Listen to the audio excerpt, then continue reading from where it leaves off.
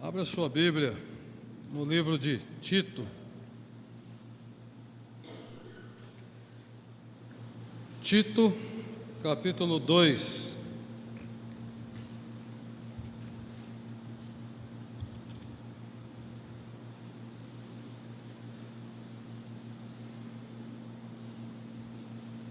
Gostaria de compartilhar nesta noite com os amados a temática da graça de Deus e trazer o título dessa mensagem: a graça que move o amor de Deus. A graça que move o amor de Deus. Tito, capítulo 2, versículo 11. A palavra de Deus nos diz: porque a graça salvadora de Deus se há manifestado a todos os homens, ensinando-nos que, renunciando à impiedade e às concupiscências mundanas, vivamos neste presente século sóbria e justa e piamente, aguardando a bem-aventurada esperança e o aparecimento da glória do grande Deus e nosso Salvador Jesus Cristo, o qual se deu a si mesmo por nós para nos remir de toda iniquidade e purificar para si um povo seu e especial, zeloso e de boas obras. Oremos. Pai, eu clamo ao Senhor nesse momento, que o Senhor possa falar em cada coração, como tem falado ao meu, porque sem o Senhor nada eu posso fazer, e eu preciso do Senhor mais uma vez, para compartilhar esses ensinamentos que o Senhor tem me ensinado, e que possamos sair daqui praticando estas verdades. Por favor, Senhor, e se há alguém que nos visita e não tem Jesus como Senhor da sua vida, hoje também é o dia da salvação. Dá-nos alma, Senhor, tanto aqui, em nosso meio, quanto aos que nos ouvem pela mídia. Em nome de Jesus Cristo, que eu suplico ao Senhor, porque eu confio no Senhor e confio em toda a sua obra. Amém. A graça que move o amor de Deus. Nós devemos ter sempre em mente que o nosso propósito primordial nas nossas vidas é levar as pessoas a conhecerem Jesus Cristo, a proclamar unicamente a graça de Deus, e não religião, e não placa de igreja, porque é justamente o que muitos estão querendo ouvir e praticar. Eu, particularmente, tenho tido a oportunidade de conversar com parentes e tenho visto isso na vida deles. Eles querem viver a religiosidade, que é totalmente diferente da graça de Deus. A essência do Evangelho, meus amados, o Evangelho de Jesus Cristo, é justamente a graça. Porque a graça, ela atrai, a graça, ela recebe, a graça, ela acolhe, ela transforma vidas, a graça traz um novo recomeço para as pessoas. E essa linha que separa a religião de relacionamento com Deus é muito fina.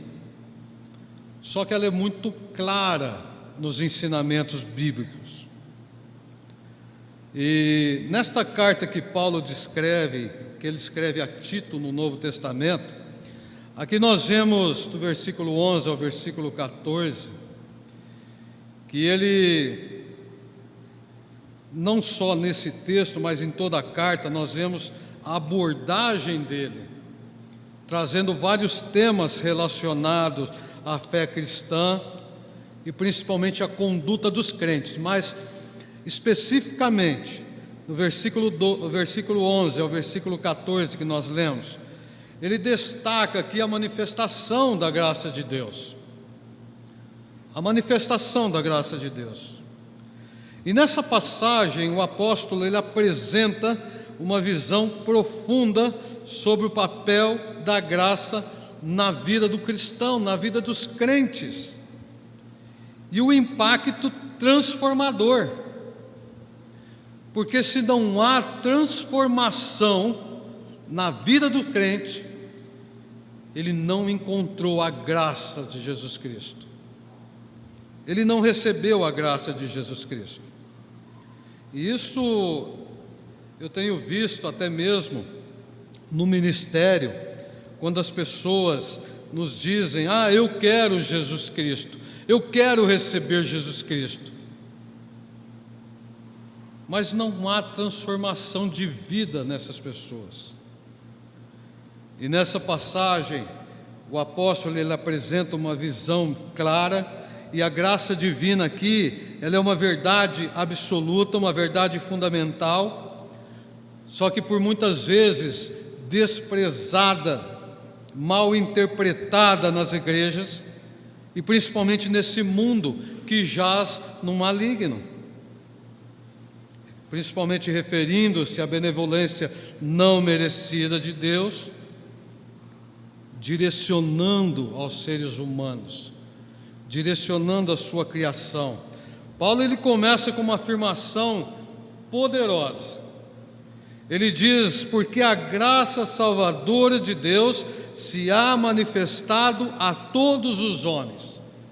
Versículo 11 ele deixa bem claro, ele faz essa exposição clara da graça de Deus.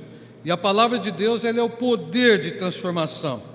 Aqui o apóstolo Paulo ele está enfatizando que a graça ela não é exclusiva, mas ela é estendida a toda a humanidade. Porque a graça salvadora de Deus se há manifestado a todos os homens. Toda a criação humana, homens e mulheres, que ele refere. É uma dádiva que transcende barreiras, que alcança todos, principalmente independente dos méritos pessoais, porque nós não vemos méritos pessoais para adquirir a graça. A manifestação da graça de Deus, ela é descrita como salvadora, e essa palavra ela carrega consigo então a ideia de redenção e de libertação. Porque se você então crê que a graça não te alcançou e que muitos dizem: eu perdi a minha salvação, então onde está a redenção? Onde está a libertação de tudo isso? A graça, meus amados, ela não apenas perdoa, mas também ela restaura e transforma vidas, visto pelos frutos dignos de arrependimento. Isso nós vemos no processo de santificação da pessoa, que são os frutos dignos de arrependimento. E João, ele deixa bem claro acerca dos frutos, que nós, os salvos em Jesus Cristo, aqueles que receberam a graça salvadora, transformadora, dão frutos, dão muitos frutos. São árvores boas. A graça é um presente que traz consigo a esperança da salvação, proporcionando então aos crentes, proporcionando aos cristãos uma nova perspectiva de vida, uma nova razão para se viver. Essa é impressionantemente a graça. Paulo ele continua então a instruir sobre o impacto prático da graça na vida cotidiana dos crentes, porque veja no versículo 12: ensinando-nos que, renunciando à impiedade e às concupiscências mundanas, vivamos neste presente século sóbria e justa e piamente. Então ele destaca a função educativa da graça. A graça, então, ela educa o crente. Ela vai educando o crente. A graça de Deus, meus amados, não é apenas um perdão passivo, mas um agente ativo na transformação do caráter humano. Caráter humano. O que é caráter? O que eu sou na sua frente, eu sou nas suas costas. Isso é caráter. Paulo, ele, então, destaca aspectos fundamentais da vida cristã que são moldados pela graça, e ele deixa aqui bem claro a sensatez, a justiça, a piedade. E quando nós vamos entender a sensatez, ela refere-se à sabedoria na tomada de decisões, que é a habilidade, a disciplina para lidar com as circunstâncias do dia a dia e tomar a decisão correta. Por quê? Porque ele nos fala sobre também a justiça, que envolve a prática de ações corretas, que é tomar as decisões certas. Nós temos sim que levar as consequências das decisões erradas, mas Deus, ele nos mostra, através da graça, através dos ensinamentos, o que é certo, o que é errado. E ele nos mostra também a piedade, que ela está relacionada à comunhão com Deus. Qual é a sua comunhão com Deus? Qual a sua devoção com Deus? Isso é graça, isso é viver a graça de Deus. Esses elementos, eles formam um padrão de conduta que reflete influência positiva da graça na vida diária dos crentes. O que ela está refletindo nas nossas vidas? O que ela está refletindo na sua vida? A graça de Deus. Paulo, meus amados, ele amplia a visão dos acontecimentos. E ele faz então a conexão da manifestação da graça com o retorno glorioso de Jesus Cristo. Veja o versículo 13: aguardando a bem-aventurada esperança e o aparecimento da glória do grande Deus e o nosso Salvador Jesus Cristo. Então nós temos que viver essa graça como se Jesus estivesse voltando agora. Nesse momento, nós vemos aqui que a graça não é apenas uma realidade presente, mas também ela está intimamente ligada ao futuro esperançoso dos crentes. A graça, ela nos capacita, principalmente, a aguardar com confiança a prometida bendita esperança e a manifestação gloriosa de Jesus Cristo. Quem aqui não está cansado? Eu tenho um mote que eu ponho sempre nas minhas cartas: cansado sim. E Paulo escreve aos Coríntios essas palavras, quando você lê 2 Coríntios capítulo 4, do versículo 8 a 18. Cansado sim, desanimado não, e recuar jamais. Agora, isso é para quem a graça alcançou e para quem está vivendo a graça. Agora, não sou nem um pouco melhor do que você, mas você pode viver isso. Você pode viver isso confiando em quem vai te ajudar a viver isso: o próprio Senhor Jesus Cristo, que nos dá a graça. Paulo, ele ainda destaca a redentora obra de Cristo, quando ele nos diz no versículo 14: o qual se deu a si mesmo por nós, para nos remir de toda a iniquidade e purificar para si um povo seu especial, um povo seu único, zeloso de boas obras, um povo escolhido a dedo, sacerdócio real, um povo separado. Vejam aqui, meus amados, que a graça ela atinge então o seu auge, o seu ápice na cruz de Jesus Cristo.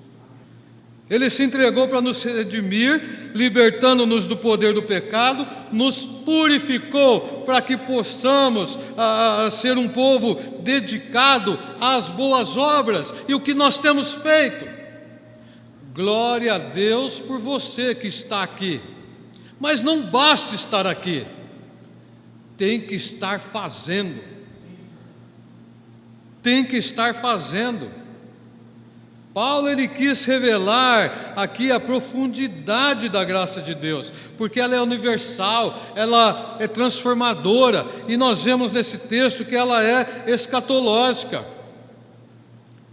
A graça não apenas perdoa, mas também molda o caráter, como nós já mencionamos, oferece esperança, realiza a redenção através do sacrifício de Cristo. E essa manifestação da graça é a base da fé cristã.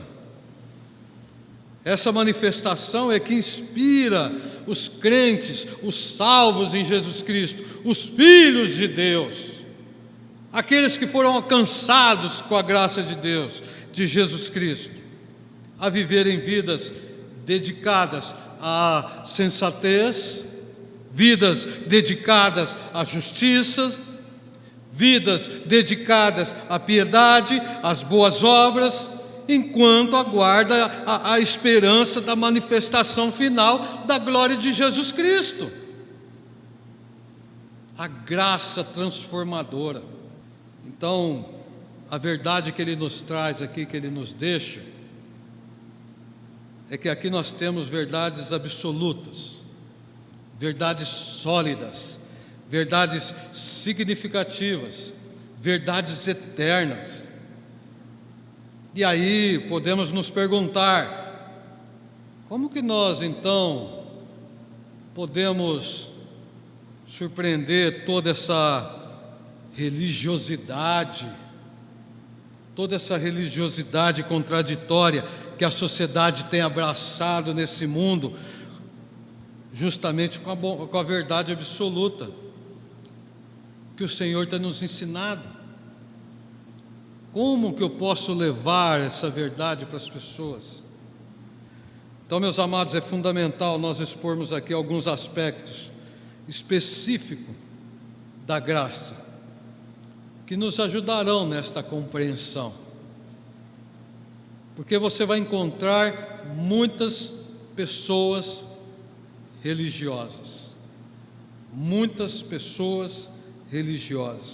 Nós vamos ler do versículo 11 ao versículo 14 novamente, que diz: porque a graça salvadora de Deus se há manifestado a todos os homens, ensinando-nos que, renunciando à impiedade e às concupiscências mundanas, vivamos neste presente século sóbria e justa e piamente, aguardando a bem-aventurada esperança e o aparecimento da glória do grande Deus e nosso Salvador Jesus Cristo, o qual se deu a si mesmo por nós, para nos remir de toda a iniquidade e purificar para si um povo seu, zeloso de boas obras.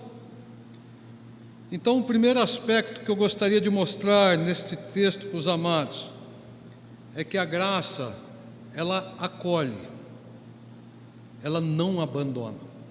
A graça é acolhedora. Ao manifestar-se a graça, revela o quanto Deus ama a todos, sem qualquer discriminação. Você pode pensar em qualquer categoria de pessoas nesse mundo, Deus o ama incondicionalmente. Deus o ama. Eu não vou especificar a categoria do nosso ministério, mas pegue qualquer categoria neste mundo que ela representa o amor de Deus.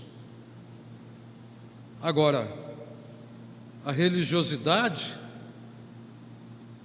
ela engana os indivíduos, engana as pessoas, ela dribla, ela se esgueira com astúcia, ela isola as pessoas. A religiosidade isola as pessoas. Você pode chegar numa igreja com 1.000, 2.000, 3.000, e eu tenho um sobrinho meu que está numa igreja que eles dizem que tem 5.000, 10.000 pessoas que estão querendo até construir outro templo, e eu disse para ele: pastor te conhece? Já veio te visitar? É assim que as pessoas fazem. E você vê pessoas chegando, porque é do lado da minha casa, você vê pessoas chegando de bermuda, de chinelo, de isso, daquilo. O que vai ter, festa ali? Skate embaixo do braço. E diz que está indo para um culto de adoração a Deus. Eu não consigo entender isso. Eles são separados, eles são discriminados. Vai num velório católico, um exemplo, vai num velório, veja a pessoa que morreu, o grau de financeiro que ela tem, e veja a quantidade de pessoas. Não precisa muito, não. Eu fui num velório de um amigo nosso, que ele era da maçonaria, quase não coube no cemitério da saudade. Em contrapartida, fui num velório no Bom Pastor, ao lado tinha um outro velório de uma família simples, que estava só os familiares ali. Onde estão os demais? É a triste realidade que nós vivemos, quando se vive a religiosidade e não se entende a graça de Jesus Cristo. Porque a graça de Jesus Cristo, enquanto a religiosidade, ela faz tudo isso com a pessoa, isolando e discriminando e excluindo ela, escolhendo a dedo quem que ele quer. Por sua vez, a graça gera oportunidades, ela revela possibilidades, ela estabelece um marco para recomeçar. Então a graça, ela não abandona, ela acolhe as pessoas. Agora tem aqueles que vão aonde eles querem ir, aonde eles querem ouvir o que eles querem ouvir, né? As pessoas me dizem: capelão, que igreja que o senhor me recomenda na minha cidade? E normalmente, 95% na cidade dessas pessoas não tem igreja fundamentalista. Aí eu tenho que dizer a ele, falei assim: olha, procure uma igreja que pregue a verdade, custe o que custar e doa quem doer, mas que ele fale estas palavras e viva estas palavras, não essa hipocrisia que nós vemos nos dias de hoje. O segundo aspecto que Deus nos mostra é que a graça, ela aponta para o futuro. Nós estamos vivendo esse presente, mas ela está apontando para o futuro. Pela graça são conhecidas as maravilhosas promessas de Deus. Já pela religiosidade, que é arqueológica, ela coloca os seus olhos no passado, coloca os seus olhos nas origens, coloca os seus olhos na afirmação de culpas e no peso dos nossos erros. Mas a graça, meus amados, quando ela aponta para o futuro, ela declara a liberdade para você seguir em frente, ela desata todas as fivelas, ela desata todos os nós, ela quebra todas as correntes, ela aponta o caminho para você, ela coloca luz nos seus pés para te dar direção. Muitos querem ir aonde eles querem ir, Mas Deus diz: eu sou o caminho, eu sou lâmpada para os seus pés, eu dirijo os seus passos, eu conduzo a sua vida. A palavra de Deus não dá abertura quando diz sim, sim, não, não. Ela não dá abertura para servir. A graça, ela aponta para o futuro, o que nós podemos viver nesse presente, já conhecedor do futuro. Agora veja, meus amados, nesse texto nós vemos que um outro aspecto, que a graça, ela é baseada na fé, e não é fé humana. Eu creio que meu time vai ser campeão brasileiro esse ano. Isso é uma fé humana, mas a graça é uma fé espiritual, é uma fé de Deus. E eu lembro de um amigo já falecido, que se tornou irmão em Cristo, e quando eu tive a oportunidade, fui levado pela esposa, estava eu e minha esposa, e fomos levados para ficar na casa dele. Nós estávamos pregando em Guarulhos, e chegamos lá, ele estava jogando videogame, numa TV de 60 polegadas, aí eu falei assim: nossa, jogo de guerra, eu gosto de jogo de guerra. Aí ele falou: senta aí, pastor, vamos jogar. Aí fomos jogar e ele morreu. Eu falei: miserável, já foi para o inferno já. Ele olhou para mim e disse: não, isso é jogo. Aí eu falei: isso é jogo, mas se você mesmo morresse agora, eu estaria no inferno. Eu estaria no inferno. E depois Deus então nos deu a oportunidade de conversar. Só que ele estava firmado na fé humana. Até que à 1h30 da manhã, de joelho, ele entendeu a fé de Jesus Cristo. E naquele momento, ele foi alcançado pela graça de Deus. A graça salvadora, a graça transformadora. O que mais homens e mulheres ouviram de Jesus foi: vai, a tua fé te salvou. Nós lemos muito isso na palavra de Deus.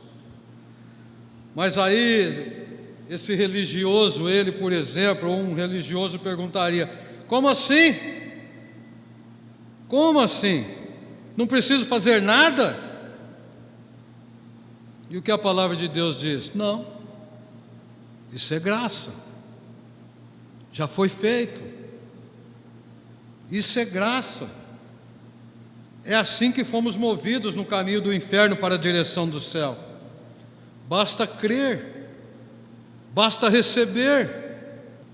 A palavra de Deus nos mostra que se você crer, não é condenado, mas se não crer, já está condenado. Ou seja, se você crer, não será condenado. Futuro. E a graça, ela aponta para o futuro. Mas se você não crer, se você resistir, se você ainda ficar ali, não, eu ainda vou viver minha vida, já está condenado. Presente. A religiosidade, meus amados, ela se baseia nos méritos humanos, nas suas obras meritórias. E eu tenho vivido isso todo dia nesses testemunhos de familiares. Não! Leia a palavra de Deus. Não é ouvir homens, não é ouvir o Maurício, não é ouvir líderes espirituais, é ler a palavra de Deus. Porque a graça salvadora, ela chega a qualquer pessoa, ela chega a qualquer lugar, e ela chega de muitas maneiras. Não depende de oração, não depende de fazer jejum, de fazer sacrifício, não depende de nada, de ir para o monte, de ir para qualquer lugar, não depende disso. A graça já foi entregue. Basta crer. Crer no Senhor Jesus Cristo, que é a graça salvadora de Deus, e será salvo. Nós vemos também outro aspecto, que não só ela acolhe, ela aponta para o futuro e baseia-se na fé, mas a graça ela gera transformação. Você foi alcançado pela graça? Agora, você foi transformado? O que é transformação?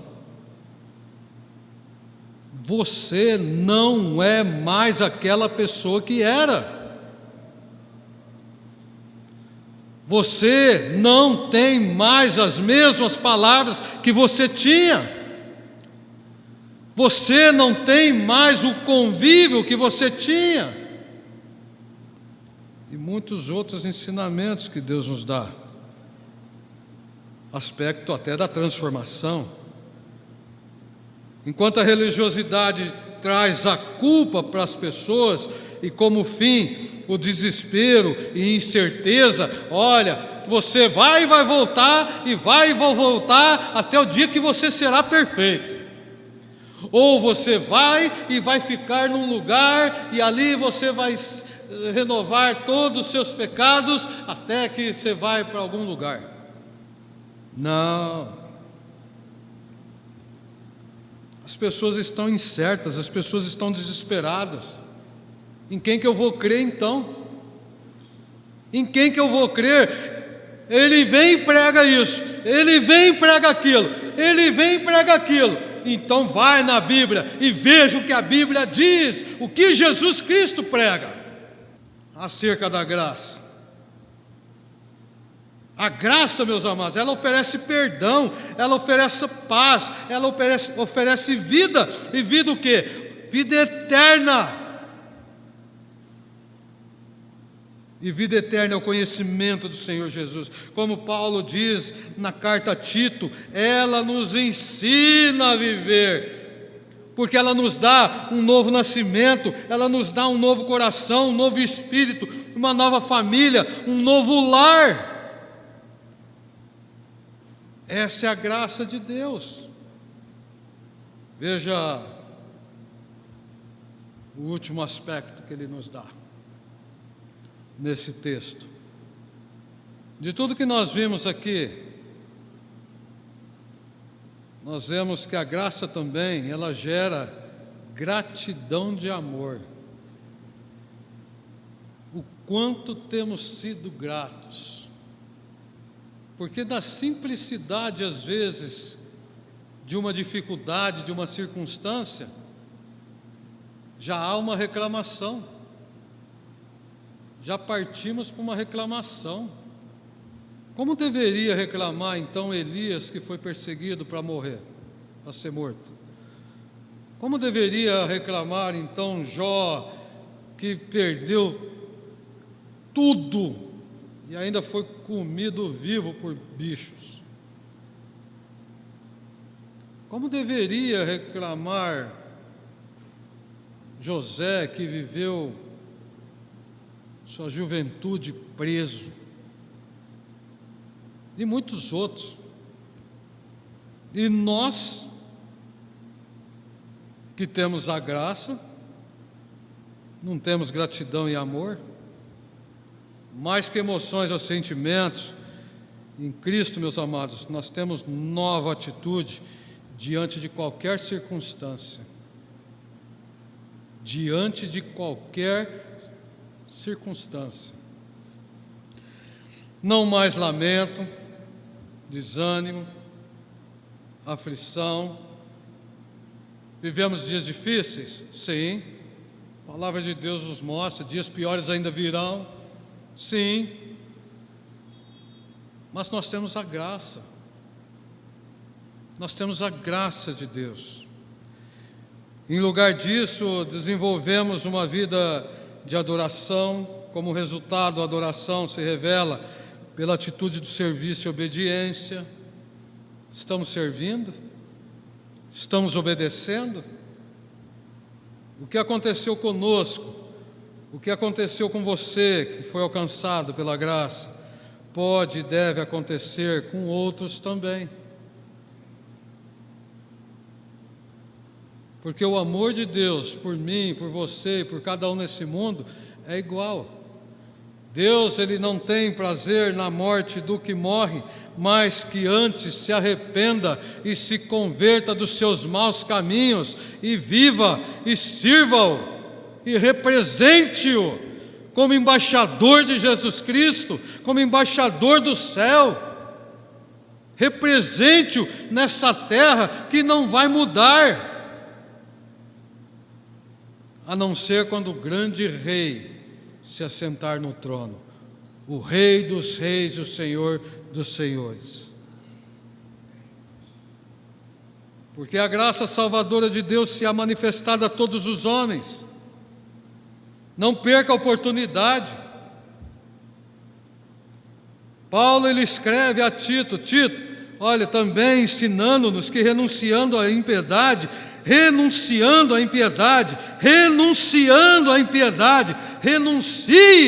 a esse mundo que jaz em trevas. Se você tem a graça de Jesus Cristo, não é fácil servir ao Senhor, não é fácil viver a graça de Deus, mas é simples. E a simplicidade está na obediência. Então nós concluímos que, quando olhamos para Jesus, nós encontramos nele o modelo de aproximação dos pecadores. Jesus é o nosso modelo para chegar e falar com qualquer pessoa. Com qualquer pessoa. Quer ela queira ou quer ela não queira. Deus chamou o profeta e disse: filho do homem, levanta-te, que eu vou te enviar para uma nação de dura cerviz, de coração duro, obstinada, vão querer matar você, vão querer silenciar você, mas eu vou te enviar no meio de escorpiões, no meio de cobras, para que você, em meu nome, pregue, quer ouçam, quer deixem de ouvir, pregue, para que não haja desculpas que no meio deles um dia eu enviei um profeta. E assim somos nós que recebemos a graça. Porque se você não está vivendo isso, hoje é o dia da salvação. Abra seu coração para Jesus Cristo, para que Ele salve a sua alma e possa derramar toda essa graça salvadora, toda essa graça redentora, toda essa graça transformadora na sua vida. Jesus, Ele também foi compassivo, misericordioso. Ele veio para curar doentes, buscar perdidos, libertar os cativos. Amados, a manifestação da graça, ela nos move e nos impulsiona a amar, nos impulsiona a servir, nos impulsiona a obedecer. Eu seria muito atrevido em falar, se você tem desculpas, reavalie-se. para ver se você tem a graça. Porque isso eu falo para mim todos os dias. Pela graça, a missão torna-se possível. Acolher a pessoa não pelo que ela é ou pelo estado em que ela se encontra, mas pela certeza que o poder, o amor de Jesus Cristo pode fazer com ela, qualquer pessoa, em qualquer condição. A graça, como nós vemos no título, move o amor de Deus. Amados, o mundo está clamando por nós que temos a graça. E Deus espera que obedeçamos. Deus espera que obedeçamos, porque dias piores ainda virão.